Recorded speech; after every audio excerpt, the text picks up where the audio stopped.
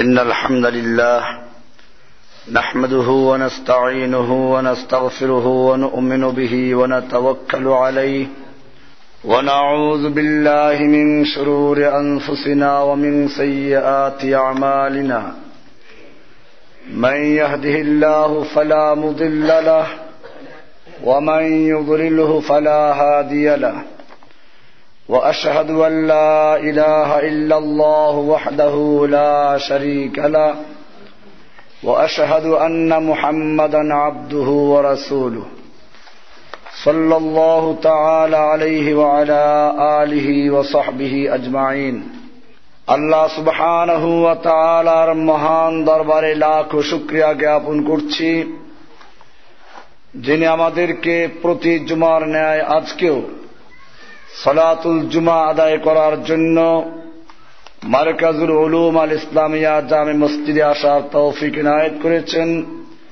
এজন্য সকলেই বলি আলহামদুলিল্লাহ। আমরা ধারাবাহিকভাবে আলোচনা পেশ করছিলাম মুমিনদের প্রতি আল্লাহ রাব্বুল আলামিনের ওয়াদা। ৫ম নম্বর ওয়াদা পর্যন্ত আমরা আলোচনা করেছিলাম। আল্লাহ সুবহানাহু ওয়া তাআলা পবিত্র কালামে ওয়াদা করেছেন আল্লাহ হচ্ছেন মুমিনদের ওলি। সূরা মুহাম্মাদের 11 নম্বর আয়াতে আল্লাহ তাআলা বলছেন, যালিকা বিআন্নাল্লাহা মাওলাল্লাযীনা আমানু ওয়া আন্নাল কাফিরিনা লা মাওলা লাহুম। আল্লাহ সুবহানাহু ওয়া তাআলা বলছেন যে এটা এই জন্য আল্লাহ হচ্ছেন মুমিনদের মাওলা, আর কাফেরদের কোনো মাওলা নেই। মাওলা শব্দের অর্থ বিভিন্ন রকম আসে, যেমন কোন ক্ষেত্রে বলা হয় মাওলাল গোলাম, গোলামের মালিক। এরকম ভাবে আমাদের দেশে মানুষেরা আলেমদেরকে মাওলানা বলে। এ বিষয়টা আমরা আগেও আলোচনা করেছিলাম। যদিও মাওলা শব্দটা বিভিন্ন অর্থে আসে, সেই হিসেবে মাওলানা মানুষদেরকে বলা হয় এ অর্থে যে সে আমাদের মুরব্বী, আমাদের বন্ধু। কিন্তু কোরআনুল কারীমে আল্লাহ রাব্বুল আলামিন এই শব্দটা নিজের জন্য ব্যবহার করেছেন। যেমন আল্লাহ তাআলা বলছেন, আনতা মাওলানা ফানসুরনা আলাল কওমিল কাফিরিন। আনতা মাওলানা, আপনি আমাদের মাওলা। যেহেতু এই শব্দটা আল্লাহ তাআলা নিজের জন্য মাওলানা শব্দটা ব্যবহার করেছেন, সেজন্য আমরা এটাকে ব্যবহার করা পছন্দ করি না। যেহেতু আল্লাহ এটা ব্যবহার করেছেন, আমি এটা আগেও বলেছি, যেটা আমরা হারামও বলি না, নাজায়েজও বলি না, বা এটা ব্যবহার করলে শিরিক হয়ে যায় তাও বলি না। আমার আগে লেকচারের কথা বলা আছে যে তবে একটা শিরিকের কেমন যেন গন্ধ আসে। কি বললাম? শিরিকের কেমন যেন। এটা আপনারা খেয়াল রাখবেন। আমি যে কথা যেরকম বলি আপনারা ওই কথাটা ওইভাবেই মনে রাখবেন এবং বর্ণনা করবেন। সমস্যাটা হয় যে আমি বলি একরকম, আপনারা ওখান থেকে আরেকটু বাড়াই বলেন। আমি বললাম যে কোন আকীদাগত বিদআতি, এর পিছনে সালাত জায়েজ নেই। কেউ হয়তো বর্ণনা করে দিল কোন ইমামের পিছনে সালাত বয়ান পড়া জায়েজ নেই। আমার লেকচারে যেটা পরিষ্কার করা আছে যে যদি বেদাতি ইমাম হয় তারপর আপনারা মসজিদে সালাত আদায় করবেন, মসজিদ ছাড়বেন না। আকীদাগত বেদাত দেখলে সেখানে বলা আছে যে আপনারা ইমামের সঙ্গে তারপরও নামাজ পড়বেন, এরপরে আপনি নামাজটা আবার নিজেরটা আবার পড়ে নেবেন, ফরজটা পড়ে নেবেন, যাতে করে আপনি মসজিদ থেকে বিচ্ছিন্ন না হয়ে যান। এটা আমার আজকের লেকচার না, অনেক আগের থেকে এই লেকচার দেওয়া আছে। আজকে আবার নতুন করে বললাম এই জন্য, যেহেতু বিষয়টা আলোচনায় চলে আসলো। ওলি সম্পর্কে আলোচনা। আল্লাহ তাআলা কোরআনুল কারীমে ওয়াদা করেছেন বিআন্নাল্লাহা মাওলাল্লাযীনা আমানু। মুমিনদের মাওলা হচ্ছেন আল্লাহ। আমাদের মাওলা কে? আল্লাহ। কোরআনে আল্লাহ নিজে বলেছেন আনতা মাওলানা, আল্লাহই আমাদের মাওলা। মাওলা শব্দের অর্থ মনিব, মালিক, আর না অর্থ আমাদের। তাহলে আমাদের মাওলা, আমাদের মাওলা কোনো মানুষ না, আমাদের মাওলা কে? আল্লাহ। যদিও মাওলা শব্দ আমি বলেছি বিভিন্ন অর্থে ব্যবহার হয়, সে কারণে মানুষের জন্য ব্যবহার হতে পারে। যেমন আরবিতে বলে মাওলাল গোলাম, গোলামের মালিক। এটা আরবি হচ্ছে মাওলাল গুলাম। সেরকম মাওলানা কেউ যদি বলে আমাদের মুরব্বী, আমাদের বন্ধু, এটা হতে পারে না, জায়েজ না। কিন্তু মনে রাখতে হবে যে যেহেতু শব্দটা সরাসরি আল্লাহ নিজের জন্য ব্যবহার করেছেন, এই কারণে আমাদের এটা পরহেজ করা, এতে বেঁচে থাকা ভালো। তাছাড়া আমরা দেখি সাহাবায়ে কেরামদের কারো নামের সঙ্গে মাওলানা শব্দ নেই, আছে? মাওলানা আবু বকরকে চিনেন? মাওলানা ওমর, মাওলানা ওসমান, মাওলানা আলী?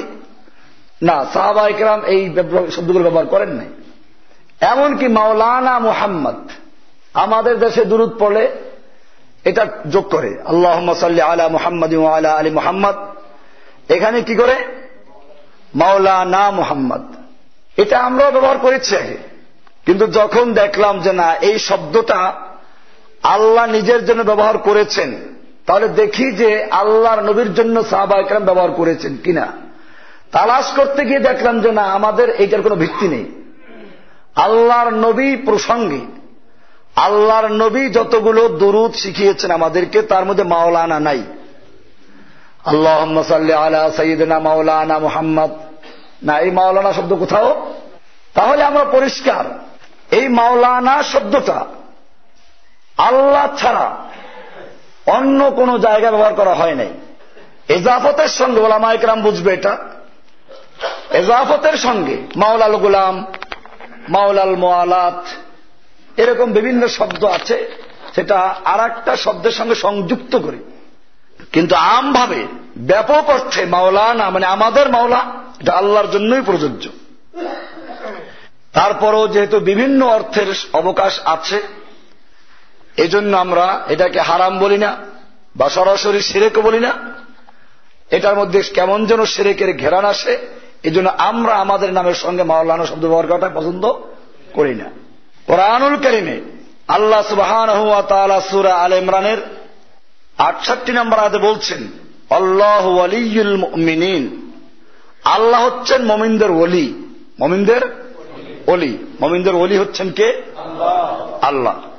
কোরআনুল কারীমে আল্লাহ সুবহানাহু ওয়া তাআলা বলছেন, আল্লাহ যে ওলি হলেন, বন্ধু, মুরব্বী, এরকম ভাবে অভিভাবক, এসব অর্থে ওলি আসে।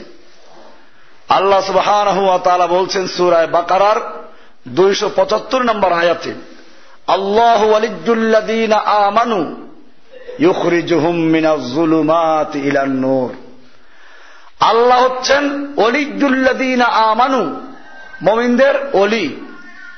ইউখরিজুহুম মিনাজ যুলুমাতি ইলান নূর, আল্লাহ তাআলা মুমিনদেরকে জুলুমাত থেকে, অন্ধকার থেকে আলোর দিকে বের করে নিয়ে আসেন। অন্ধকার থেকে আলোর দিকে বের করে নিয়ে আসেন, তার মানে যদি গভীর অন্ধকারে নিমজ্জিতও থাকে আর সে সত্যিকার অর্থে আল্লাহর কাছে হেদায়েত চায়, আল্লাহ তাকে সে অন্ধকার থেকে বের করে নিয়ে আসবে। এটা আমরা পরীক্ষা করেছি, বাস্তবেও আছে। আমরা এই সমাজের লোকই, মাওলানা আগে লিখতাম আমি নিজেও, আমার পুরাতন লেকচারেও পাবেন আপনারা। আগের লেকচারগুলো, যে আমি অনেকবার বলেছি যে আমার আগের লেকচারগুলোকে আপনারা যার কাছে আছে পারলে ডিলিট করে দিবেন, ওটার মধ্যে এই মাওলানা এগুলোর আছে কতগুলো জিনিস। আল্লাহুম্মা সাল্লি আলা সাইয়্যিদিনা মাওলানা মুহাম্মদ। কাজে এটা কেউ যদি ভুল করে আমরা তাকে দোষ দেই না, যেহেতু সমাজটা এভাবে চলে আসছে। কিন্তু যদি কোনো ব্যক্তি সত্যিকার অর্থে হকের পক্ষে চলার ইচ্ছা করে, ইউখরিজুহুম মিনাজ যুলুমাতি ইলান নূর, আল্লাহ তাআলা তাদেরকে অন্ধকার থেকে আলোর দিকে বের করে নিয়ে আসবেন। আল্লাহ সুবহানাহু ওয়া তাআলা কোরআনুল কারীমে এরপরে বলেছেন, লা ইয়াত্তাখিযুল মুমিনুনাল কাফিরিনা আউলিয়া মিন দুনিল মুমিনিন। সূরা আলে ইমরানের 28 নম্বর আয়াতে আল্লাহ বলছেন, কোন মুমিন যেন কোন কাফেরদেরকে মুমিনদের পরিবর্তে আউলিয়া না বানায়, অভিভাবক, মুরব্বী, বন্ধু, এটা যেন না বানায়। আমরা এটা আলোচনা আগেও করেছি যে কুফফারদের সঙ্গে বেচা কিনা করা যাবে, লেনদেন করা যাবে, ওঠা বসা করা যাবে, ব্যবসা বাণিজ্য করা যাবে। এটাকে আমরা মানুষটাকে 4টা ভাগে ভাগ করেছিলাম। প্রথম প্রকার মানুষ কাদ্দাওয়া, ঔষধের মতো। প্রথম প্রকার মানুষ হচ্ছে কাল গিজা, খাদ্য সমতুল্য। খাদ্য যেমন মানুষকে খেতে হবে এবং তার নিয়মিত খেতে হবে, ঠিক এরকম ভাবে দুনিয়াতে এক প্রকার মানুষ আছে এরকম যাদের সঙ্গে আপনার সম্পর্ক রাখতে হবে এবং নিয়মিত রক্ষা করে চলতে হবে। বিচ্ছিন্ন হলে আপনাকে শয়তান আপনাকে তার বাগে নিয়ে যাবে। এরা হচ্ছেন হক ওলামায়ে কেরাম, যারা কোরআন এবং হাদিসের সাথে সম্পৃক্ত, কোরআন হাদিস অনুযায়ী সহি কথা বলেন, তাদের সঙ্গী হওয়া। এটা বাস্তব। এটা আমার আগের লেকচারগুলোতেও আছে, আপনারা দেখবেন তাজকিয়ার যে আলোচনাগুলো আছে, যে কোন আলেমের সঙ্গে এই জন্য সম্পর্ক স্থাপন করা, তিনি আমার একজন মুরব্বী, আমাকে কোরআন হাদিসের অনুযায়ী পরামর্শ দিবেন, কোরআন হাদিস অনুযায়ী রাস্তা দেখাবেন। একজন শিক্ষক, এটা যদি হয় তো এটার গুরুত্ব আছে। এটা খালি জায়েজ তা না, এটার গুরুত্ব আছে। আল্লাহ রাব্বুল আলামিন কোরআনুল কারীমে স্পষ্ট বলেছেন, ফাসআলু আহলায যিকরি ইন কুনতুম লা তা'লামুন, ফাসআলু আহলায যিকরি ইন কুনতুম লা তা'লামুন। যারা আহলে জিকির, আহলে ইলম, তোমরা ওদেরকে জিজ্ঞেস করো যদি নিজেরা না জানো। এমনি ভাবে আল্লাহ সুবহানাহু ওয়া তাআলা কোরআনুল কারীমে ইলম অর্জন করার গুরুত্ব দিয়েছেন, মুমিনদের সঙ্গী হওয়ার জন্য হুকুম দিয়েছেন। আর মূলত এই আয়াতগুলোকে পুঁজি করেই পীর সাহেবরা একটু বাড়াইয়ে বলেন আমাদেরকে বায়াত দিতে হবে। আমাদের আপত্তি এখানে না যে আপনি দ্বীন শিক্ষার জন্য কোন মুরব্বীর পরামর্শে থাকবেন, কোরআন ও হাদিসের পরামর্শ নেওয়ার জন্য ওলামায়ে কেরামদের সংস্রবে থাকবেন। এটাকে আমরা উৎসাহিত করি, জরুরি মনে করি। কিন্তু এখান থেকে অতিক্রম করে যদি কোনো ব্যক্তি এই আকীদা পোষণ করে যে ওই পীর সাহেব আমাকে ভায়া মাধ্যম হয়ে আল্লাহ পর্যন্ত পৌঁছে দিবে, ওই পীর ছাড়া আল্লাহকে পাওয়াই যাবে না, আর যদি দুইজন পীর হয় ডানা ধরে বেহেশতে নিয়ে যাবে, এইরকম যদি কোনো বিষয় থাকে তো সেই বিষয়ে আমাদের ঘোর আপত্তি আছে। গন্ডগোল তো আসলে এই জায়গায়। কিন্তু এসব জিনিস প্রমাণ করা যাবে না, সেই জন্য তারা কালারিং করলো কি আহলে হাদিসদের সাথে বহাস। আমি কি কোন আহলে হাদিসের লোক? আমার লেকচারে পরিষ্কার করা আছে। যাই হোক, বাহাস হওয়ার কথা যেখানে সেখানে তারাও জানে, আমিও যাই নাই। 144 দ্বারা জারি করা ছিল। তারা তাদের শক্তি আছে, টেরাক নিয়ে, টাকা আছে, পয়সা আছে, টেরাক নিয়ে এক জায়গায় নিজেদের একটা মাদ্রাসার সামনে সমাবেশ করেছে। আমি সেখানে কি জন্য যাব? প্রচার করছে জসিমউদ্দিন রহমানী পালিয়েছে, আসে নাই। এটা কি এখন যদি কেউ জিজ্ঞেস করে ভাই কোন জায়গায় যায় নাই, আপনারা কি সেখানে গিয়েছিলেন? কিন্তু এই প্রশ্ন করবে কি? আমাদের সারা বাংলাদেশের লোক এই কয়জন মনে করেন, আর ওদের তো বাথরুমে এসে বেশ থাকে, ঠিক কিনা? তো কাজী মিথ্যা প্রচার করছে, আমরা এগুলো আল্লাহর জন্য বরদাস্ত করে নিচ্ছি। কারণ আমরা কতজনকে বুঝাবো? বলছিলাম যে বিষয়টা এই চরমনাই পীরের বইতে লেখা আছে, পীরের কাছে মুরিদ হওয়া ফরজ। এইখানে আমার আপত্তি। আলেমদেরকে গিয়ে বুঝাইলে উনি আহলে হাদিস হয়ে গেছেন। ওই চরমনাই পীরের মাওয়াজে সাকিয়া বইয়ের পৃষ্ঠা নাম্বার 55 যেখানে লেখা আছে পীরের কাছে মুরিদ হওয়া ফরজ, একটু নিচে গিয়ে লিখতেছেন কারো যদি দুইজন পীর হয়, প্রথমে উর্দুতে দো পীর দো ডানা পকড় কে তুঝে বেহেশত মে লে জায়েগা কোই হরজ নেই। এরপরে 56 পৃষ্ঠা শুরুতে লেখছেন তোমার যদি দুইজন পীর হয়, দুই পীরে দুই ডানা ধরে বেহেশতে নিয়ে যাবে, কোনো অসুবিধা নেই। আমরা এগুলোকে পছন্দ করি না, এর বিরোধিতা করি। ওই চরমনাই পীরের বই ভেদে মারেফাতের 34 পৃষ্ঠা লিখেছেন বান্দা অসংখ্য গুনাহ করার ফলে আল্লাহ মাফ করতে চান না।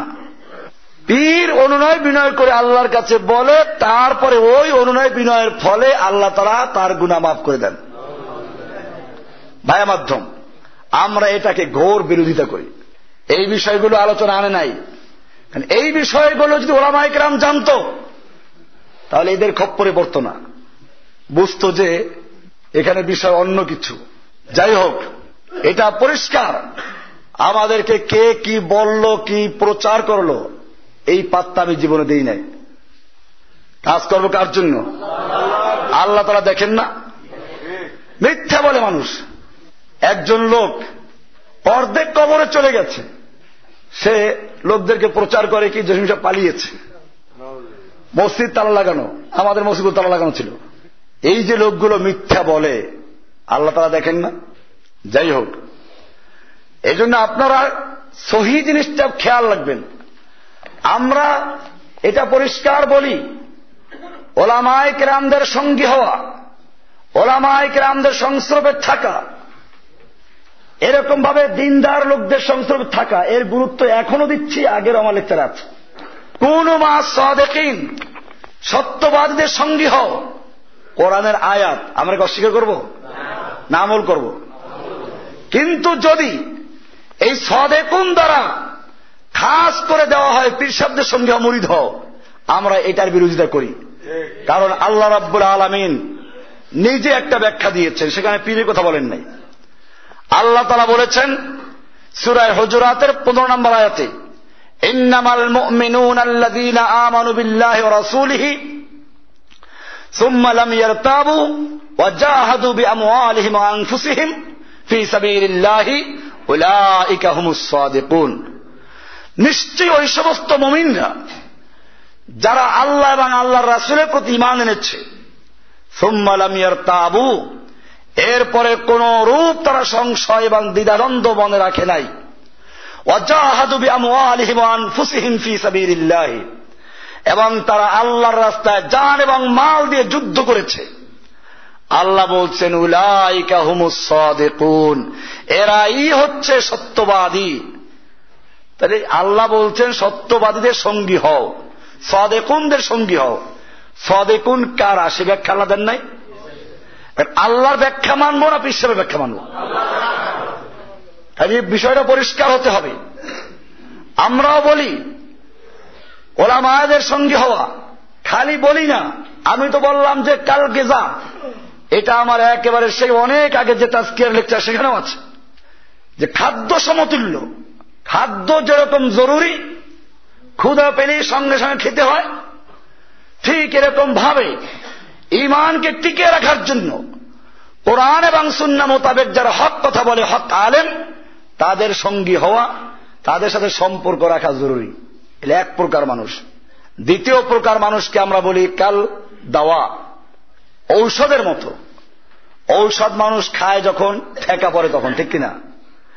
আর তা অতটুকু খায় যতটুকু প্রয়োজন। অথবা এটাকে আর একদিকে নিতে পারেন, মানুষ বাথরুমে যায়, ল্যাট্রিনে যায় কখন? যখন প্রয়োজন হয়। কতক্ষণ থাকে? যতক্ষণ প্রয়োজন থাকে। ঠিক এরকম ভাবে সমাজে আর এক প্রকার মানুষ আছে যাদের বাদ দিয়ে আপনি চলতে পারবেন না। তরি তরকারি কিনতে হবে, আপনার দাবি কি করতে হবে, বাজার করতে হবে, ব্যবসা বাণিজ্য করতে হবে। তো এসব ক্ষেত্রে আপনি যাদের সঙ্গে চলছেন, এদের সঙ্গে আপনি আচরণ করবেন কাদ্দাওয়া, ঔষধের মতো।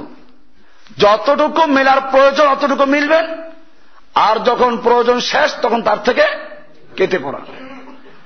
3 নাম্বার আর এক প্রকার মানুষ যাদেরকে আমরা বলি কাদ্দাই, সংক্রামক ব্যাধি, সংক্রামক রোগ। এই রোগীর কাছে গেলে যেরকম রোগে আক্রান্ত হয়, ঠিক এরকম ভাবে এই জাতীয় পীর যাদের কথা বললাম, এদের মুরিদ যারা, কবর পূজারী, মাজার পূজারী, পীর পূজারী, এদের কাছে যদি আপনি ঘেসেন, দেখবেন যে আস্তে আস্তে আপনাকে ওই রোগে আক্রান্ত করে ফেলবে। বিভিন্ন কাহিনী বয়ান করবে। আমি এটা আগেও বলেছি, অনেক সুন্দর সুন্দর কাহিনী বানায় না? হাসান বসরি না, ইব্রাহিম আদহাম, ওই যে তাজকিরাতুল আউলিয়া একটা কিতাব আছে, ওই যে বলেছিলাম যে ক্লাস 3 বাংলা বইতে আছে, এইখানে আমাদের কিছু মানা নাই, নিজেদের খুশি মতো কাহিনী বানাই। রূপকথা লেখছে কবি আহসান হাবিব, বাংলা বই, 3য় শ্রেণীর বাংলা বই কবিতা একটা। এইখানে আমাদের কিছু মানা নাই, নিজেদের খুশি মতো কাহিনী বানাই। আরে কবিতা না, কাহিনী। ইব্রাহিম আদহাম হজ করতে গিয়ে দেখে কাবা নাই। উনি সেজদায় পড়ে গেলেন যে আল্লাহ কি অন্যায় করলাম, তোমার কাবা কোথায় চলে গেল? তো আল্লাহ ওনাকে বললেন যে আরে তোমার কোন অপরাধ না, রাবেয়া বসরি হজ করতে আসতেছে, তাকে আগাইয়া রাজনে কাবা চলে গেছে। আমি বললাম যে ভাই, কাবা যখন চলে গেল, এই মুহূর্তে যারা তওয়াফে লিপ্ত অথবা যারা নামাজে লিপ্ত, তাদের তো নামাজ বাতিল হয়ে যাবে, কারণ কাবা নাই। লোকটা একটু চিন্তা করে বললো কি কাহিনী বানাই, চিন্তা করে বললো কি না কাহিনী বানাই, সে বলে না, এটা আমি বুঝতেছি। একটু চিন্তা করে সে কাহিনী বানাইলো, বলে না এটা আসল কাবা যায় না, ছায়া কাবা গেছিল। তাই আমি বললাম ছায়া কাবা যদি গেল, তাহলে আপনি আগে বললেন যে উনি গিয়ে কাবা খুঁজে পায় না, কাবা খুঁজে পাইল না কেন? ফাবহিতাল্লাযী কাফার। এটা পরিষ্কার মনে রাখতে হবে। আল্লাহর নবী মদিনার থেকে মক্কার কাছে পর্যন্ত চলে আসলেন, হুদাইবিয়া পর্যন্ত চলে আসলেন ওমরা করার জন্য। বাধাপ্রাপ্ত হলেন, শেষ পর্যন্ত চুক্তি হল। আল্লাহর নবী সেখান থেকে চুক্তি অনুযায়ী ফেরত গেলেন, ওই বছর ওমরা করতে পারলেন না। যেখানে আল্লাহর নবী নিজে ছিলেন, 1400 সাহাবায়ে কেরাম ছিল, আবু বকর, ওমর, ওসমান, আলীর মতো লোক ছিল, আল্লাহর নবী নিজে ছিলেন, সেইখানে কাবা গেল না। কি নিষ্ঠুর কাবা! আর রাবেয়া বসরিকে আনার জন্য কাবা চলে গেল। এই যে আজগুবি কাহিনী,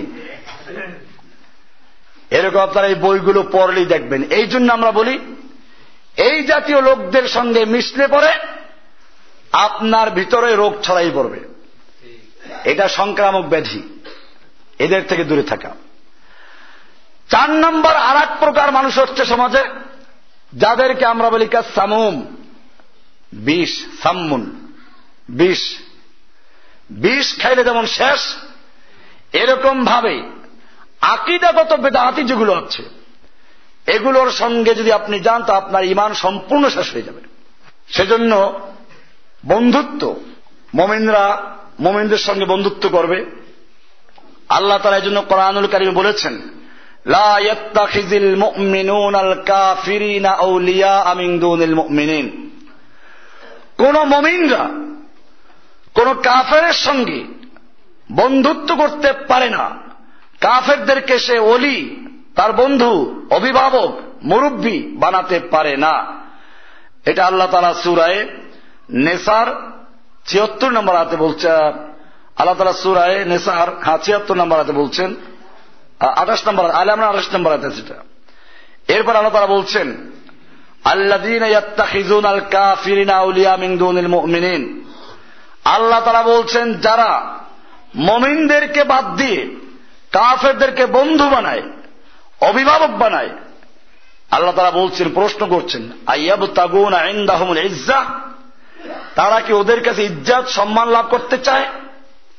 আজকে একটা মুসলিম শাসক দেশগুলোর অবস্থা দেখবেন, সাধারণ মানুষের মধ্যেও একটা সাদা চামড়ার লোক যদি এদেশে আসে, কি শিক্ষিত কি অশিক্ষিত, কেমনে তার জুতা টানবে, কেমনে তার সাথে একটু কথা বলবে, এই জন্য পাগল হয়ে যায়। অথচ আল্লাহ সুবহানাহু ওয়া তাআলা পরিষ্কার করে বলেছেন, আল্লাযীনা ইয়াত্তাখিযুনাল কাফিরিনা আউলিয়া মিন দুনিল মুমিনিন। যারা মুমিনদেরকে বাদ দিয়ে কাফেরদেরকে ওলি, বন্ধু, মুরব্বী বানায়। আইয়াবতাগুনা ইনদাহুমুল ইজ্জাহ, তারা কি ওদের কাছে ইজ্জত সম্মান লাভ করতে চায়, তাদের কাছে মর্যাদা পেতে চায়? ফাইন্নাল ইজ্জাতা লিল্লাহি জামিআ, জেনে রাখো ইজ্জত সম্পূর্ণ মালিক আল্লাহ। ইজ্জত দেওয়ার মালিক কে? আল্লাহ। কোরআন সূরা আলে ইমরানে বলা আছে 26 নম্বর আয়াতে, অতুইজ্জু মান তাশা। সুতরাং ইজ্জতের জন্য, এটা সূরা নেসার 139 নম্বর আয়াত। এমনি ভাবে আল্লাহ সুবহানাহু ওয়া তাআলা স্পষ্ট করে দিয়েছেন সূরা মায়দার 51 নম্বর আয়াতে, ইয়া আইয়ুহাল্লাযীনা আমানু লা তাত্তাখিযুল ইয়াহুদা ওয়ান নাসারা আউলিয়া বা'দুহুম আউলিয়া মিন বা'দ বা'দুহুম আউলিয়া বা'দিন ওয়া মান ইয়াতাওয়াল্লাহুম মিনকুম ফাইন্নাহু মিনহুম। আল্লাহ রাব্বুল আলামিন বলছেন, হে ঈমানদারগণ, তোমরা ইহুদি এবং খ্রিস্টানদেরকে আউলিয়া বানাইও না, অভিভাবক বানাবে না, মুরব্বী বানাবে না। বা'দুহুম আউলিয়া ও বা'দিন, তারা একে অপরের বন্ধু। এরপরে আল্লাহ তাআলা বলছেন, ওয়া মান ইয়াতাওয়াল্লাহুম মিনকুম ফাইন্নাহু মিনহুম। তোমাদের থেকে যে কেহ এদেরকে অভিভাবক বানাবে, বন্ধু বানাবে, মুরব্বী বানাবে, ফাইন্নাহু মিনহুম, সে তাদেরই একজন। আয়াতের কোনো ব্যাখ্যা দরকার নাই। সূরা মায়দার 51 নম্বর আয়াত। আল্লাহ তাআলা স্পষ্ট বলে দিয়েছেন, ওয়ামাইয়াতাওয়াল্লাহুম মিনকুম, তোমাদের মধ্য থেকে যারা, যে বা যারা ওদেরকে বন্ধু বানাবে, মুরব্বী বানাবে, ফাইন্নাহু মিনহুম, সে ওদেরই একজন। সে ওদের থেকেই একজন। ওদের থেকে একজন, তার মানেটা কি? সে আর মুসলিম থাকে না, সে ওই রকম ইহুদি খ্রিস্টান হয়ে যায়।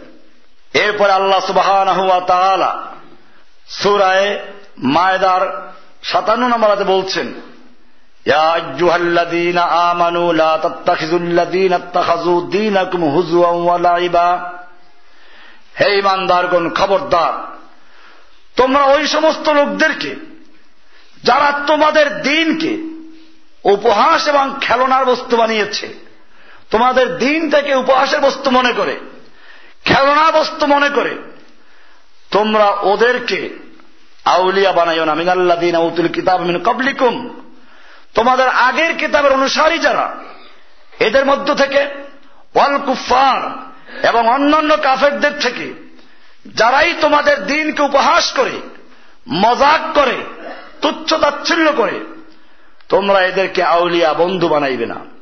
এভাবে আল্লাহ রাব্বুল আলামিন কোরআনুল কারীমে স্পষ্ট করে দিয়েছেন যে মুমিনদের মাওলা হচ্ছেন কে?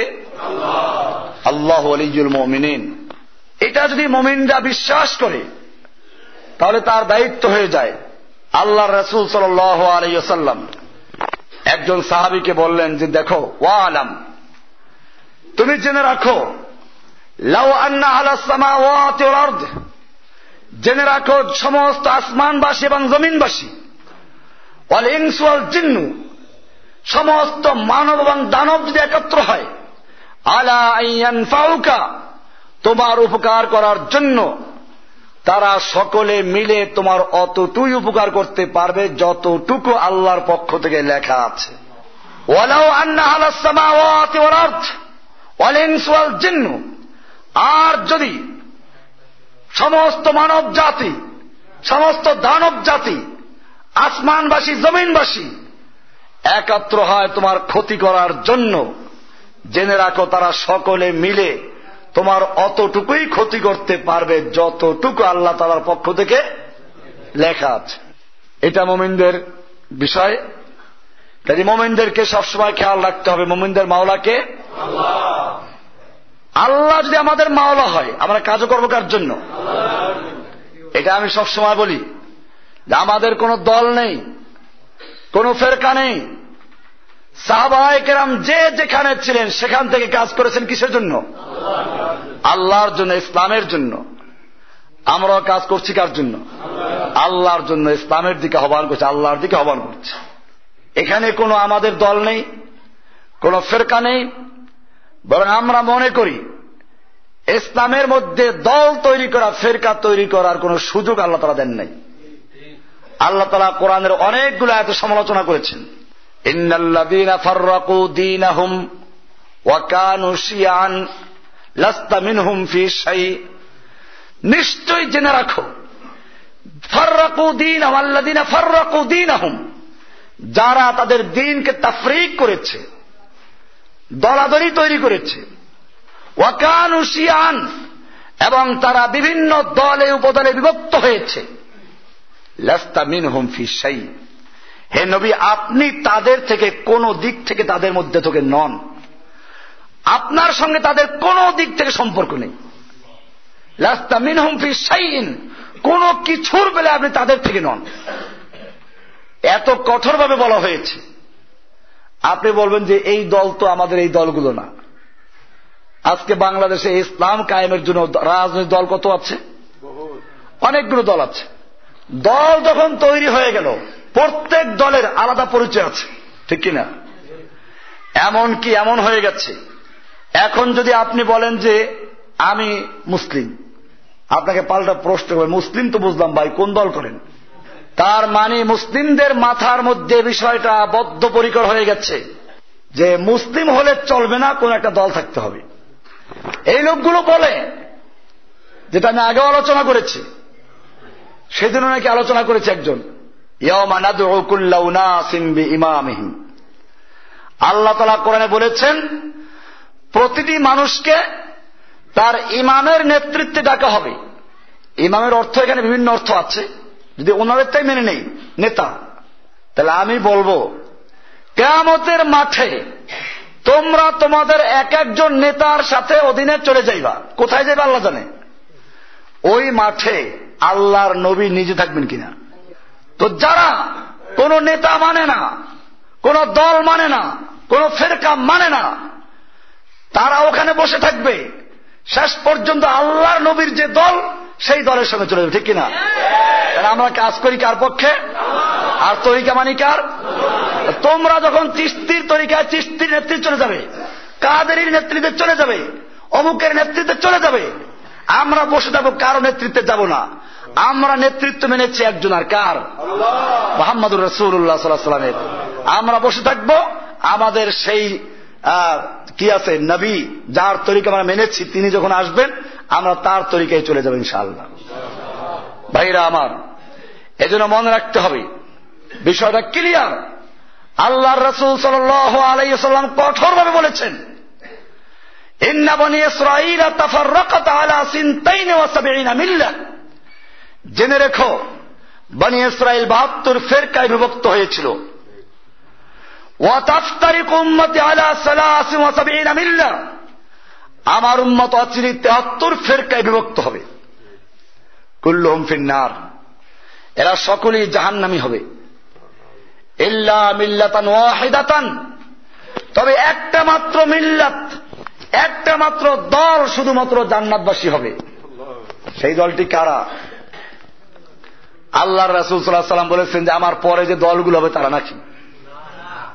আল্লাহর রাসূল সাল্লাল্লাহু আলাইহি ওয়াসাল্লাম বলেছেন, মা আনা আলাইহি ওয়া আসহাবি, আমি এবং আমার সাহাবীরা যেই পথের উপরে আছি, যেই মতের উপর আছি, যেই দলের উপর আছি, এই পথে, এই মতে, এই তরিকায় যারা থাকবে কেবলমাত্র তারাই নাজাত পাবে।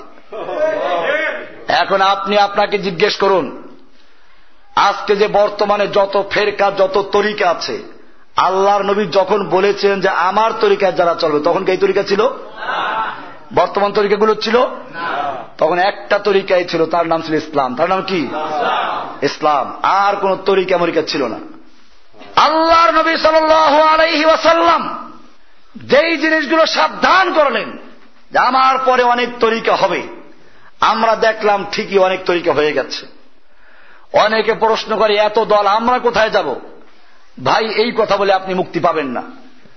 কারণ আল্লাহর রাসূল সাল্লাল্লাহু আলাইহি ওয়াসাল্লাম আগেই তো বলেছেন অনেক দল তৈরি হবে। আমি তো বলি বরং দল তৈরি না হলে সমস্যা ছিল, অনেক দল তৈরি না হলে আপত্তি ছিল। আপনি বলতে পারতেন যে আল্লাহর রাসূল সাল্লাল্লাহু আলাইহি ওয়াসাল্লাম বলেছেন অনেক দল হবে, কই কোন দল তো হয় নাই। দল হবে, আল্লাহর রাসূল সাল্লাল্লাহু আলাইহি ওয়াসাল্লাম বলেছেন, তা হয়েছে। এখন প্রশ্ন দ্বিতীয়টা, অনেকগুলো দল হবে আল্লাহর রাসূল সাল্লাল্লাহু আলাইহি ওয়াসাল্লাম বললেন, তারপরে কি করতে হবে তা বলেন নাই। আমাদের ওইটা খেয়াল করতে হবে।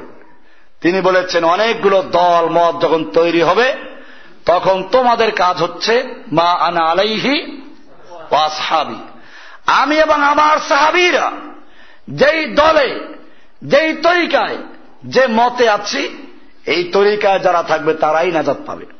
প্রশ্ন আসতে পারে যে আল্লাহর নবী তো এখন জীবিত নাই, সাহাবায়ে কেরাম এখন জীবিত নেই, তাহলে আল্লাহর নবীর তরিকা কোনটা তা আমরা কি করে জানব? আল্লাহর রাসূল সাল্লাল্লাহু আলাইহি ওয়াসাল্লাম বিষয়টা পরিষ্কার করে দিয়েছেন। আল্লাহর রাসূল যদিও চিরস্থায়ী নন, চিরঞ্জীব নন, দুনিয়ায় থাকবেন না, সাহাবায়ে কেরাম থাকবেন না, সেই সময় তোমরা দিন কোথায় পাবে? আল্লাহর রাসূল সাল্লাল্লাহু আলাইহি ওয়াসাল্লাম বলেছেন, তারাকতু ফীকুম আমরাইন, আমি তোমাদের মাঝে দুটো জিনিসকে রেখে যাচ্ছি। কয়টা জিনিস? লান তাদিল্লু মা তামাসসাকতুম বিহিমা, তোমরা পথভ্রষ্ট হবে না, পদস্খলিত হবে না, পদচ্যুত হবে না, যতক্ষণ পর্যন্ত দুটো জিনিসকে শক্তভাবে ধারণ করবে। সেই দুটো জিনিস কি কি? না বড় বড় পীর, যে দলে লোক বেশি, যে দলে অনেক বড় বড় পাগড়িওয়ালা থাকবে। ভাইরা আমার, বিষয়টা পরিষ্কার। আল্লাহর রাসূল সাল্লাল্লাহু আলাইহি ওয়াসাল্লাম বলেছেন, এক নম্বর হচ্ছে সেই দুইটার একটা হলো কিতাব আল্লাহ, আল্লাহর কিতাবকে আঁকড়ে ধরতে হবে, শক্তভাবে ধরতে হবে। আর দুই নম্বর যে বিষয়টা হচ্ছে আল্লাহ রাসূলের সুন্নাহ, সহিহ হাদিসগুলো ধরতে হবে। এইভাবে আল্লাহ সুবহানাহু ওয়া তাআলা বিষয়গুলো পরিষ্কার করে দিয়েছেন। কোরআনুল কারীমের সূরা নিসার 59 নম্বর আয়াতে আছে, ফাইন তানাযাতুম ফি শাইইন, তোমরা যদি কোনো বিষয় বিবাদে লিপ্ত হও, বিতর্ক দেখা দেয়, তাহলে কি করবে? কোন দলে বেশি লোক আছে দেখবে। এটা বলে মানুষ, অমুকের দলে এত হাজার আলেম আছে, এত লক্ষ মুফতি আছে। আল্লাহ তাআলা এটা বলেন নাই। আল্লাহ তাআলা পরিষ্কার বলে দিয়েছেন, ফারুদ্দুহু ইলাল্লাহি ওয়ার রাসূল, যদি কোনো বিষয়ে তোমাদের মধ্যে বিতর্ক দেখা দেয়, বিবাদ দেখা দেয়, মতানৈক্য দেখা দেয়, ওটা আল্লাহ এবং আল্লাহর রাসূলের কাছে ফেরত দাও। আল্লাহর কাছে ফেরত দেওয়ার মানে হচ্ছে কোরআনের সাথে মিলাও, রাসূলের কাছে ফেরত দেওয়ার মানে হচ্ছে আল্লাহর রাসূলের হাদিসের সঙ্গে মিলাও। কোরআন এবং হাদিসের সঙ্গে যারটা মিলবে সে যেই হোক না কেন তারটা মানো, আর কোরআন এবং হাদিসের সঙ্গে যারটা মিলবে না সে যেই হোক না কেন, যত বড় ব্যক্তিত্ব লক্ষ লোক মানা যাবে না, ঠিক কিনা ভাইরা আমার? এটাই আমাদের মূলনীতি। এই হাদিসগুলো তো সবাই বলে, যারা বেদাত করে তারাও বলে। এবারে আপনি তাহলে দেখবেন, এই লম্বা চৌড়া বয়ান দিল কোরআন এবং হাদিস মানতে হবে, এরপরে মাহফিলের শেষে দেখবেন পাগড়ি ফালাই দিল, বায়াত করেন। বায়াত নিচ্ছে চিশতিয়া তরিকা, সাবেরিয়া তরিকা, মুজাদ্দিদ তরিকা বায়াত নিচ্ছে। এখন আপনি দাঁড়ায় জিজ্ঞেস করেন যে ভাই এতক্ষণ বললেন কোরআন হাদিসের উপরে চলতে হবে, এই চিশতিয়া, কাদরিয়া, নকশবন্দিয়া, মুজাদ্দিদের বায়াত কোরআন আছে কিনা? জিকিরের সবকটায়, জিকিরের 6 লতিফার জিকির এরা নিজেরাই স্বীকার করেছে। বেদে মারেফাতের 50 নম্বর পৃষ্ঠা লিখেছে চরমনায় পীর সাহেব।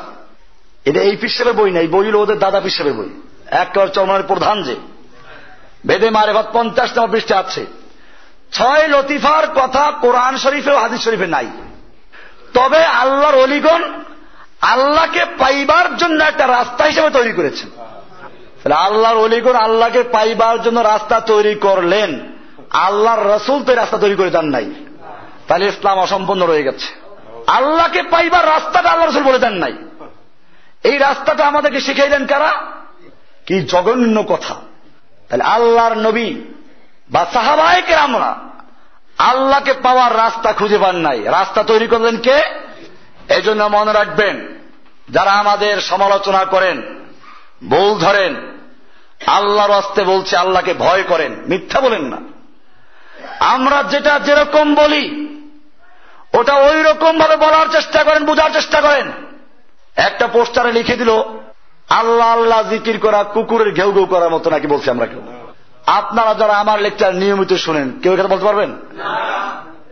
এই যে মিথ্যাগুলো বলে, এরা পীরের মুরিদ, এরা জিকিরও করে। এই যে মিথ্যাগুলো বলে, আল্লাহর কাছে থেকে হাজির হতে হবে না? কোন জায়গায় প্রমাণ করতে পারবে? যদি আমার কোন লেকচারে এ কথা কেউ প্রমাণ করতে পারে যে আমি বলেছি আল্লাহ আল্লাহ জিকির করা নাউজুবিল্লাহ, আমি এখনো তওবা করছি, যে কুকুরের ঘেউ ঘেউ করার মতো, তাহলে আমি সঙ্গে সঙ্গে তওবা করব, লাগলে ওই পীরের মুরিদ হয়ে যাব। প্রমাণ করতে হবে আমি এটা বলেছি। কত জঘন্য কথা! বরং আমি তো মনে করি এই কথা বলে তারা বরং আল্লাহকে গালি দিয়েছে, আল্লাহর জিকিরকে তুচ্ছ করেছে।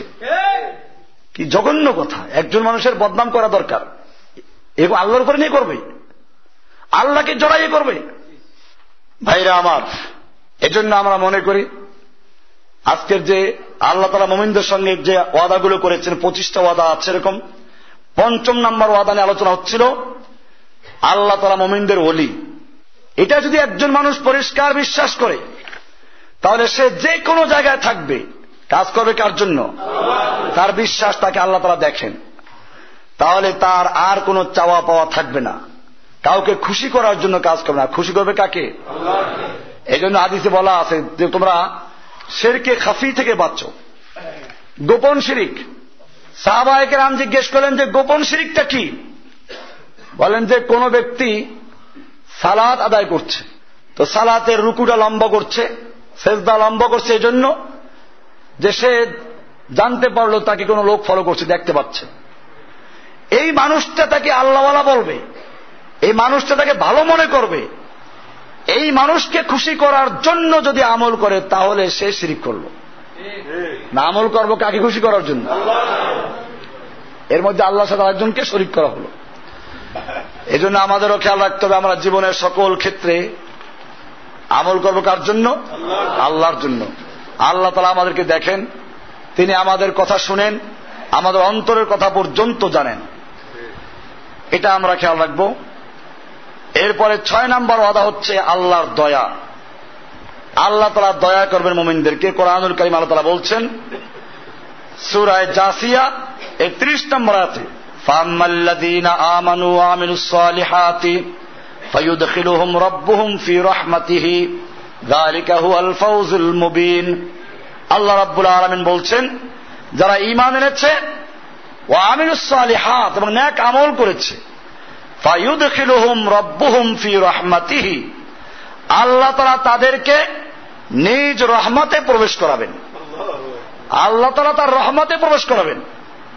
আর এরপরে আল্লাহ বলছেন যালিকা হুয়াল ফাওজুল মুবিন, এটাই হচ্ছে স্পষ্ট সাফল্য, সুস্পষ্ট সাফল্য।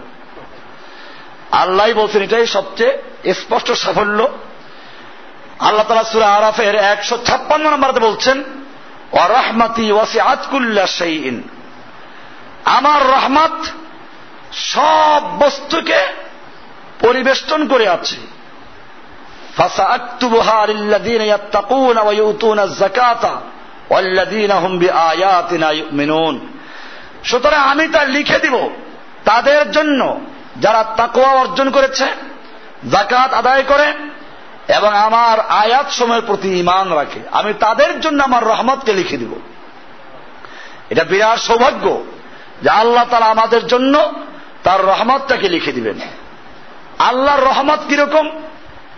একটা হাদিসে আসছে এরকম যে আল্লাহ তাআলা রহমতকে, দয়াকে 100টা ভাগ করে 100 ভাগের 1 ভাগ দিয়েছেন সমস্ত মাখলুকাতের মধ্যে। সেই 1 ভাগের কারণে একজন মা তার সন্তানকে আদর করে, একটা বাঘ হিংস্র প্রাণী পর্যন্ত তার বাচ্চাকে আদর করে, একটা গরু পর্যন্ত তার বাচ্চাকে আদর করে, কুকুর পর্যন্ত তার বাচ্চাকে আদর করে, একটা পাখি সে অনেক দূর থেকে খাবার সংগ্রহ করে নিজের বাচ্চার মুখে তুলে দেয়।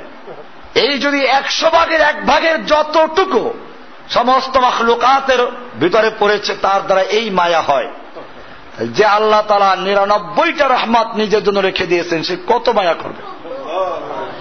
এজন্য আল্লাহর রহমতের প্রতি আশা রাখা।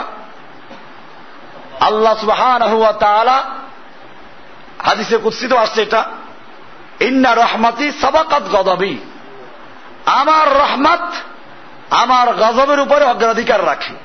আমার রহমত আমার গজবের উপরে অগ্রাধিকার রাখে।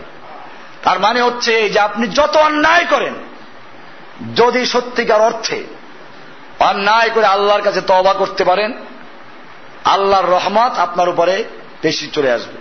একটা হাদিসে যেটা বলা আছে, আল্লাহ তাআলা, যেটা আমি গত জুমা আলোচনা করেছিলাম, যে আল্লাহর রহমতটা কিরকম, কেউ যদি আল্লাহর দিকে হেঁটে আসে, আল্লাহর রহমত তার দিকে দৌড়ে আসে, আল্লাহ দৌড়ে আসে।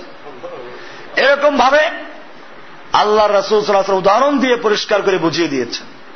সেজন্য আল্লাহর রহমতের আশা পোষণ করতে হবে। আর রহমত আমরা আল্লাহ থেকে পাবো আমাদের চাহিদা অনুযায়ী। 7ম নাম্বার যে বিষয়টা তা হচ্ছে বিজয়। আল্লাহ তাআলা মুমিনদেরকে বিজয় দিবেন। কোরআনুল কারীমের সূরা মুজাদালার 21 নম্বরে আল্লাহ বলছেন, কাতাবাল্লাহু লা আগলিবান্না আনা ওয়া রুসুলি ইন্নাল্লাহা কাবিয়্যুন আজিজ। আল্লাহ তাআলা বলছেন যে কাতাবাল্লাহু, আল্লাহ তাআলা লিখে দিয়েছেন, লা আগলিবান্না আনা ওয়া রুসুলি, আমি এবং আমার রাসূলগণ অবশ্যই বিজয়ী হব। ইন্নাল্লাহা কাবিয়্যুন আজিজ, নিশ্চয় আল্লাহ তাআলা মহাশক্তিশালী এবং মহাপরাক্রমশালী। সূরা মুজাদালার 21 নম্বর আয়াত। এরপর আল্লাহ তাআলা সূরা গাফির বা সূরা মুমিন যেটাকে বলা হয় 40 নম্বর সূরা, এর 51 নম্বর আয়াতে বলছেন, ইন্না লানানসুরু রুসুলানা, নিশ্চয়ই আমি আমার রাসূলদেরকে সাহায্য করব, ওয়াল্লাযীনা আমানু, এবং যারা মুমিন তাদেরকে সাহায্য করব ফিল হায়াতিদ দুনিয়া, দুনিয়ার জীবনে, ওয়া ইয়াওমা ইয়াকুমুল আশহাদ, এবং সেদিন সাহায্য করব যেদিন সাক্ষীগণ দণ্ডায়মান হবে কিয়ামতের মাঠে, সেদিন আমি তাদেরকে সাহায্য করব। কোরআনুল কারীম আল্লাহ রাব্বুল আলামিন সূরা আলে ইমরানের 160 নম্বর আয়াতে বলছেন, ইয়ানসুরকুমুল্লাহু, আল্লাহ যদি তোমাদেরকে সাহায্য করেন, ফালা গালিবা লাকুম, তাহলে তোমাদেরকে আর কেউ পরাজিত করতে পারবে না।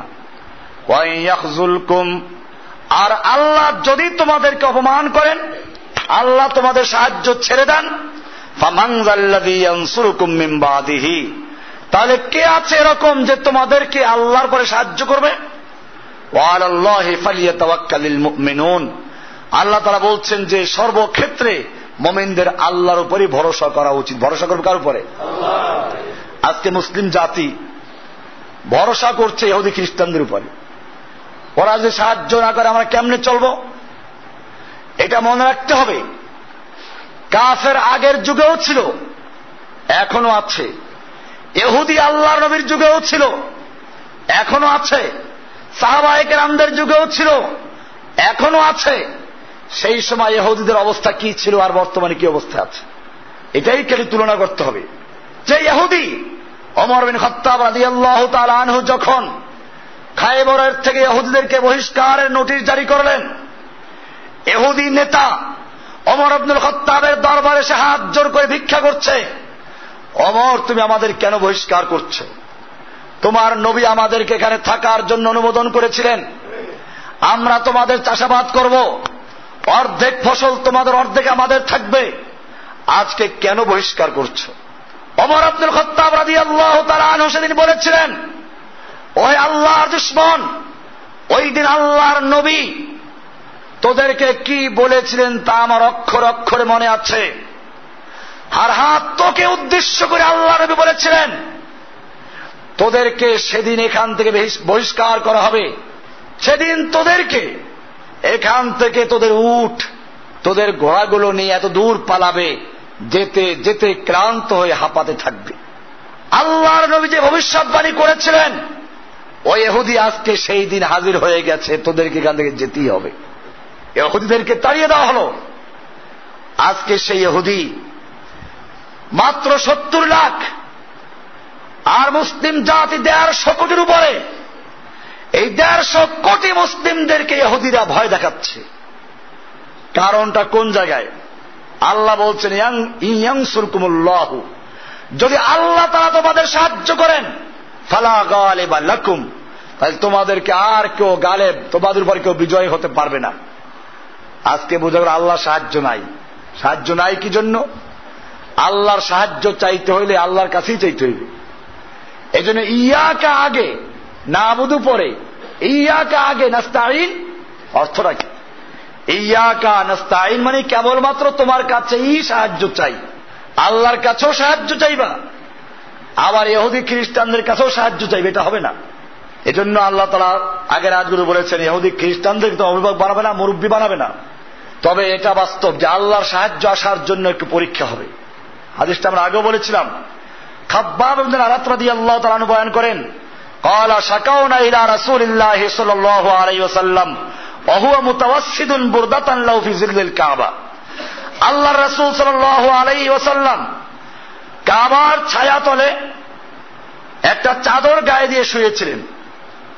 আমরা তখন গিয়ে বললাম, কুলনা লাহু আলা তাস্তানসিরু লানা আলা তাদউল্লাহ লানা, ইয়া রাসূলুল্লাহ, আপনি কি আমাদের জন্য আল্লাহর কাছে সাহায্য চাবেন না? আপনি কি আমাদের জন্য দোয়া করবেন না? আল্লাহর রাসূল সাল্লাল্লাহু আলাইহি ওয়াসাল্লাম শোয়ার থেকে বসে গেলেন। এরপরে বললেন, ক্বালা কানা আর-রাজুলু ফী মান ক্বাবলাকুম ইউহফারু লাহু ফিল আরদ, তোমাদের আগের যারা ছিল তাদের এক একজনের জন্য জমিনে গর্ত খনন করা হতো, ফায়ুজালু ফীহি, অতঃপর তাকে সেই গর্তের মধ্যে ফেলে দেওয়া হতো, ফায়ুজাউ বিল মিনশার, অতঃপর তারপরে করাত আনা হতো, করাত, ফায়ুদাউ আলা রাসিহি, অতঃপর সে করাত তার মাথার উপরে রেখে দেওয়া হতো, ফায়ুশাক্কু বিসনাইনে, এরপরে তাকে মাথা থেকে পা পর্যন্ত 2 টুকরা করে ফেলা হতো, ওয়ামা ইয়াসুদ্দুহু যালিকা আন দীনিহি, এরপরেও এত নির্যাতন তাদেরকে আল্লাহর দিন থেকে সরাতে পারত না।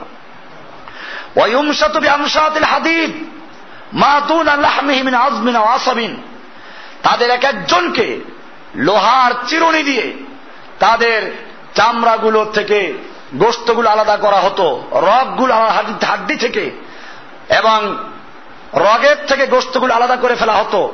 ওয়ামা ইয়াসুদ্দুহু যালিকা আন দীনিহি, এরপরেও তাদেরকে এত নির্যাতন তাদের দিন থেকে সরাতে পারত না।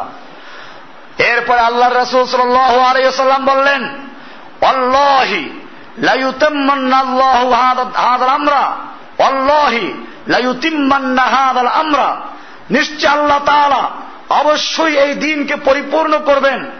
হাত্তা ইয়াসির রাকিব মিন সানআ ইলা হাদরামুত, এমনকি একজন আরোহী সানআ থেকে হাজরামাউত পর্যন্ত সফর করবে, লা ইয়াখাফু ইল্লাল্লাহ, আল্লাহ ছাড়া কাউকে ভয় করবে না। আবিযিব আলা গানামি, অথবা বকরির উপরে ভয় করবে, বাগে নিয়ে যায় কিনা, এতটুকু ভয় থাকবে, এছাড়া অন্য কোনো ভয় থাকবে না। ওয়ালাকিন্নাকুম তাস্তাজিলুন, কিন্তু তোমরা বড় তাড়াহুড়া করছো। আমাদেরও মনে রাখতে হবে, এখানে আল্লাহ রাসূল পরিষ্কার ইঙ্গিত দিলেন, পরিষ্কার করলেন যে আল্লাহ তাআলা সাহায্য করবেন ঠিকই, তবে আল্লাহর সাহায্য আসার জন্য আগের যুগও নির্যাতন এসেছে, জুলুম এসেছে, এখনো জুলুম নির্যাতন আসবে। মনে রাখতে হবে, আমরা এই কুফফারদেরকে সাহস দিয়েছি। আমি এটা আগেও বলেছিলাম, আজকে কুফফাররা কেন ভয় করছে না? কুফফাররা মুসলমান বলতে বুঝে। মুসলমান এমন এক জাতি যারা আমাদের দেশে ভিসা পাওয়ার জন্য ভোর রাত্র থেকে আমাদের দূতাবাসগুলোর সামনে লাইন ধরে দাঁড়িয়ে থাকে। মুসলমান এমন এক জাতি যারা আমাদের সুন্দরী মেয়েগুলো দেখলে তাদের দিকে তাকিয়ে থাকে, চোখে আর পলক দেয় না।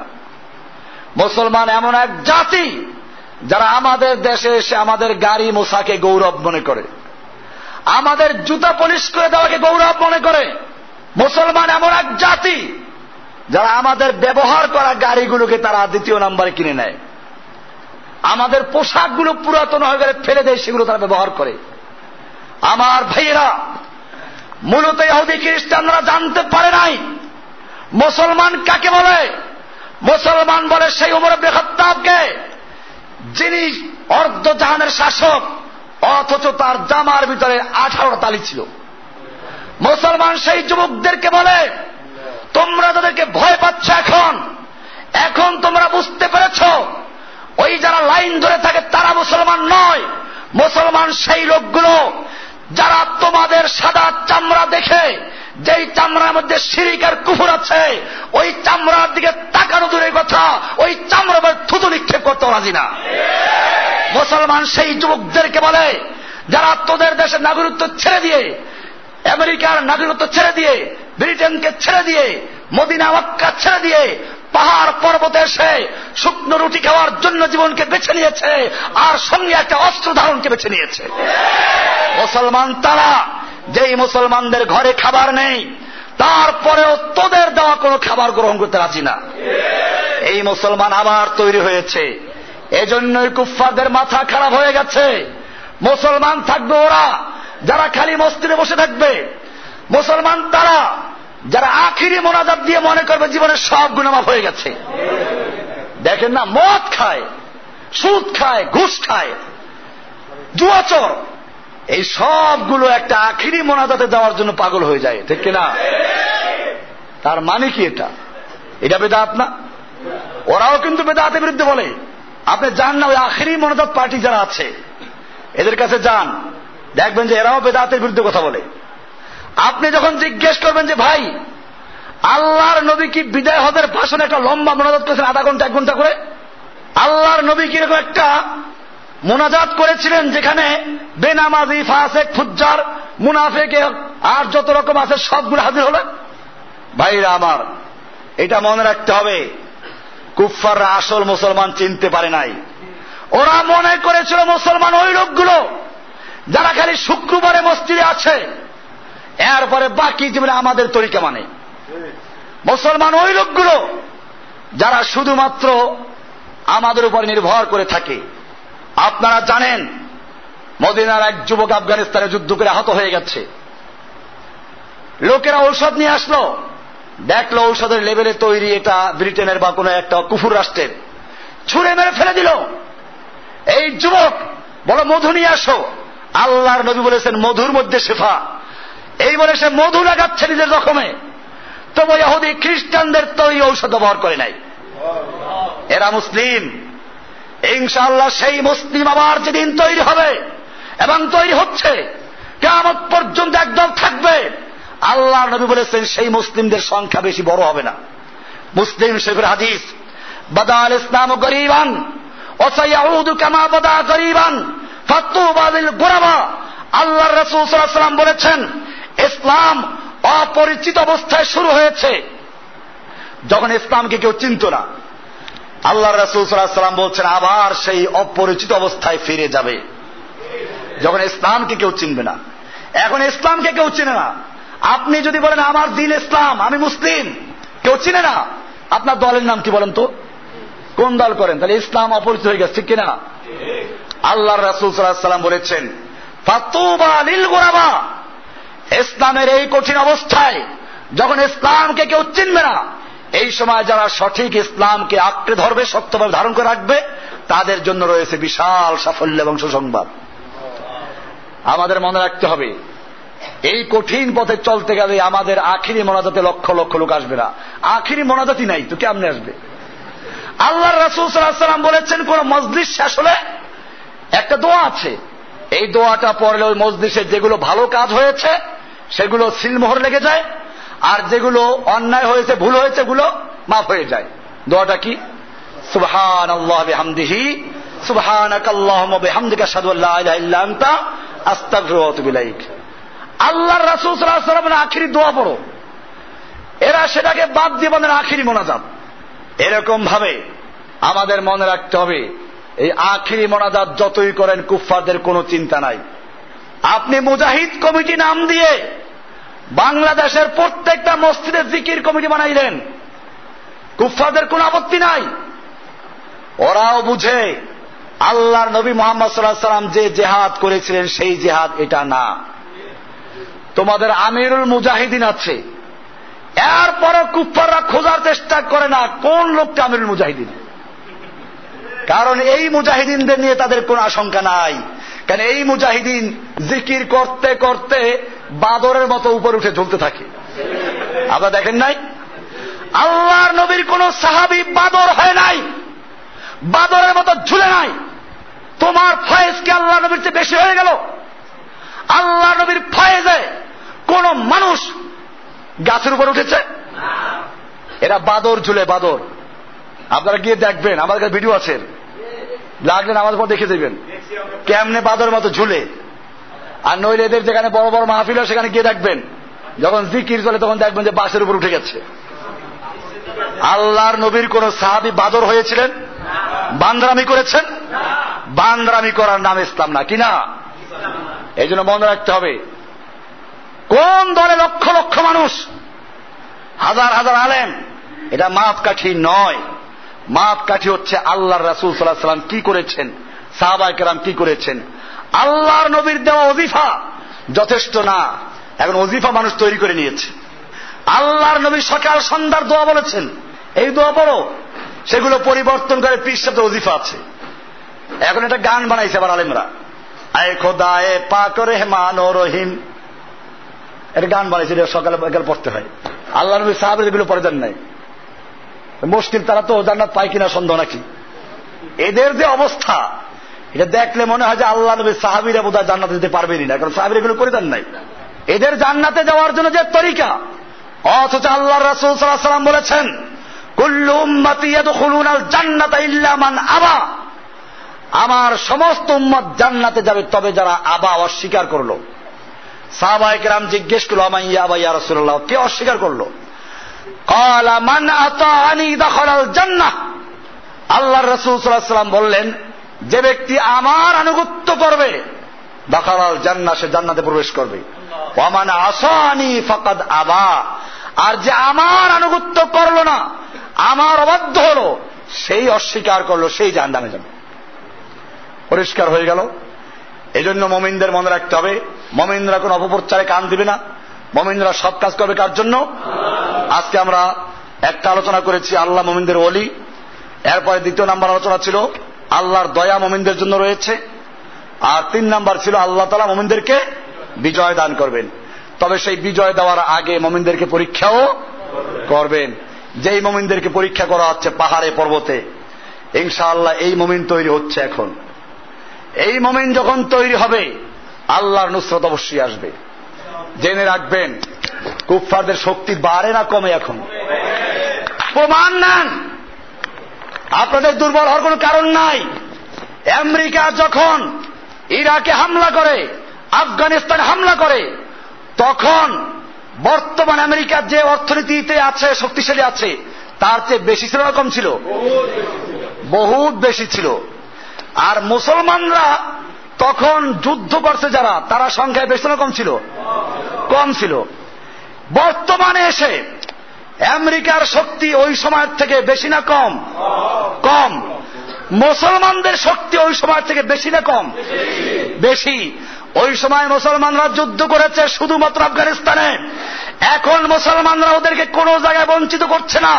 ওরা যখন ইরাকে হামলা করলো, মুসলিমরা লাভবাহিক বলে আসলো যে আমরা তোমাদেরকে বঞ্চিত করব না, তোমাদের মোকাবেলাতে আমরা হাজির হয়ে গেছি। ওরা যখন চেচনিয়া গেল, মুসলিমরা বলল তোমাদেরকে আমরা এখানেও বঞ্চিত, এখানে আমরা হাজির হয়ে আছি। ওরা যখন কাশ্মীরে, তখন মুসলমান সেখানে হাজির হয়ে গেছে। ওরা যখন ইরাকে, মুসলমান সেখানে হাজির হয়ে গেছে। এখন মুসলমানদের যুদ্ধ কি এক জায়গায় চলে না অনেক জায়গায় চলে? তাহলে বোঝা গেল এখন কি মুসলমান শক্তি বেশি না কাফেরদের শক্তি বেশি? আমেরিকা এখন তার সৈনিকদিকে ছাঁটাই করার জন্য পরিকল্পনা নিয়েছে। 1 লক্ষ সৈনিক তারা ছাঁটাই করবে। আর মুসলমানদের কয় লক্ষ সৈনিক ছাঁটাই করা হয়েছে? তালেবান কয়জন ছাঁটাই করেছেন? ইনশাআল্লাহ ছাঁটাই করে নাই। তালেবানদের এখন আহ্বান, দুনিয়ার যেই প্রান্তে যারা আসো, আসো তালেবানে যোগ দাও, আমরা তোমাদের সঙ্গে আছি। দুনিয়ার যে প্রান্তে আছো ওখান থেকে তোমরা আল্লাহর দ্বীনের জন্য কাজ করো, তোমাদের জন্য যা কিছু দরকার আমরা পাঠাচ্ছি। কাজে ভয় নাই। এই শতাব্দীতে ইনশাআল্লাহ মুসলমানদের বিজয় ইনশাআল্লাহ। কুফফার এমনি ভয় পাচ্ছে, খালি মুসলমানদের একটু সাহস করা দরকার।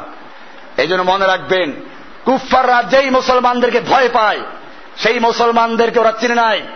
ওরা মনে করেছে যেই মুসলমান এসি রুমে থাকে, যেই মুসলমান পাতলা ফিনফিনে জামা গায়ে দেয়, আর 10 জন দিয়ে শরীর টিপায়, আর নাম দেয় পীরে কামেল মোকাম্মেল, ওরা মনে করলে এরাই হচ্ছে মুসলমান। ওরা মুসলমান ঠিক পেয়েছে যারা এসি নয়, শেখ ওসামা বিন লাদেনের মতো লোক, যারা বিশাল বড় অর্থ সম্পদের মালিক, সেই মক্কা মদিনায় যাদের বাড়ি কতগুলো লাগবে সব রয়েছে, সবগুলো ত্যাগ করে পাহাড়ের জীবন যাপন করলেন। যারা যুদ্ধের ময়দানকে বেছে নিয়েছেন, সেই লোকগুলোকেও তারা দেখেছে। এবারে তারা বুঝতে পেরেছে এই লোকগুলোই আমাদের জন্য বিপদের কারণ, এই যুবকগুলোদের জন্য বিপদের কারণ। আমাদেরকে মনে রাখতে হবে, সেই যুবক হতে হলে আমাদেরকে ত্যাগ পেশ করবে, ঠিক কিনা ইনশাআল্লাহ? যুবক ভাইয়েরা, তোমাদের ভয় পেলে চলবে না। এই শতাব্দী তোমাদের, মুসলমানদের বিজয়ের শতাব্দী। ইহুদি খ্রিস্টান ভয় পাচ্ছে, ওরা পালাচ্ছে, ইরাক থেকে পালিয়েছে, অচিরে আফগানিস্তান থেকে পালাবে, এবং শেষ পর্যন্ত দুনিয়ার থেকে পালিয়ে তারা কবরে চলে যাবে, ঠিক কিনা? আল্লাহ সুবহানাহু ওয়া তাআলা আমাদের সকলকে সেই বিজয়ের অপেক্ষায় থাকার তৌফিক দান করুন, আমিন। আমাদের কাজ করার তৌফিক দান করুন, আমিন। ওয়া সাল্লাল্লাহু তাআলা আলা নবিয়িনা মুহাম্মাদ ওয়া আলা আলিহি ওয়া সাহবিহি আজমাইন। সুবহানাল্লাহি ওয়া বিহামদিহি, সুবহানাকাল্লাহুম্মা ওয়া বিহামদিকা, আশহাদু আল্লা ইলাহা ইল্লা আনতা, আস্তাগফিরুকা ওয়া আতুবু ইলাইক।